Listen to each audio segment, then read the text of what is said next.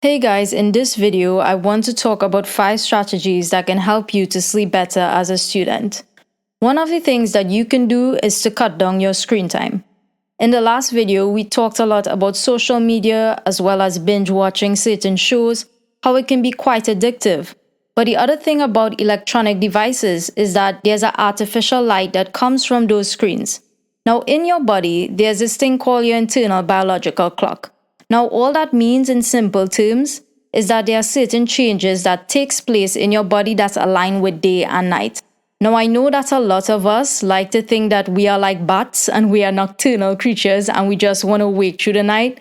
But as human beings, we are not like that. Naturally, we wake during the day and we go to sleep at night. So one of those changes that takes place is that there's a hormone that is produced in your brain called melatonin. Now, melatonin is actually produced based on the amount of light that your eyes receive. And this hormone causes us to feel sleepy. So if your eyes are receiving light from that screen, then that hormone is not being produced. And so you are not getting in that mode or mood that you need to go to sleep.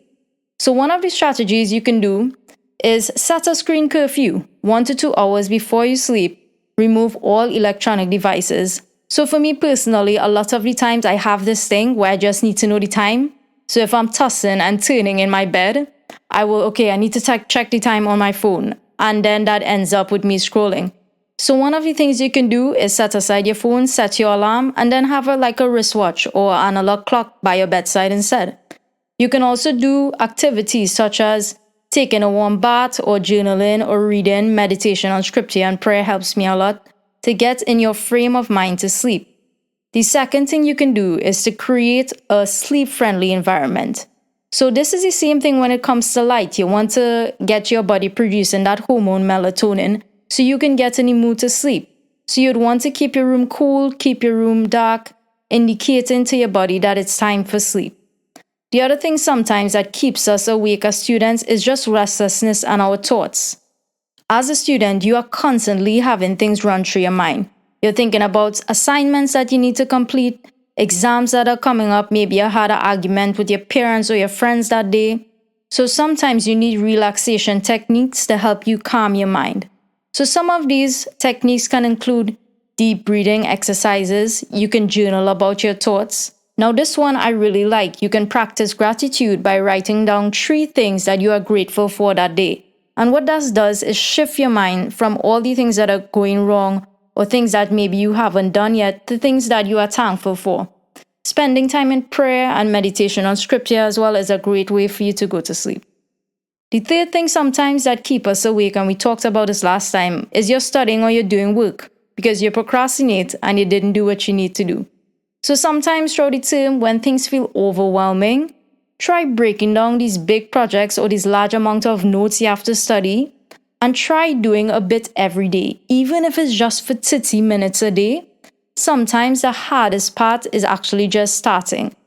And sometimes you may tell yourself, hey, I'm being productive because I'm waking late. But the reality is when you study throughout the term and actually get enough sleep instead of pulling an all-nighter, that helps to strengthen your long-term memory.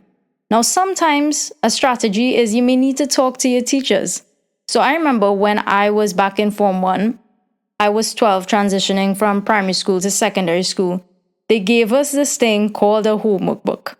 And in this homework book, I kid you not, each day there were like 10 slots.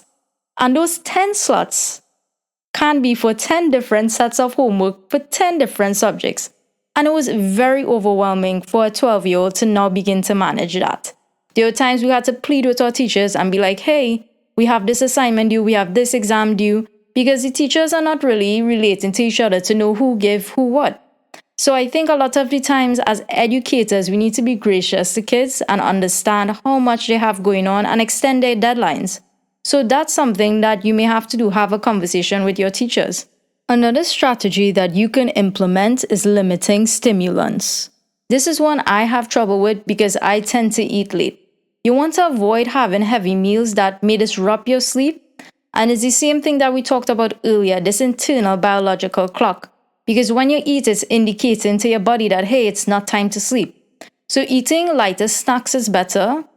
And by snacks, I don't mean anything that is high in sugar or fat, so no ice cream, no cake.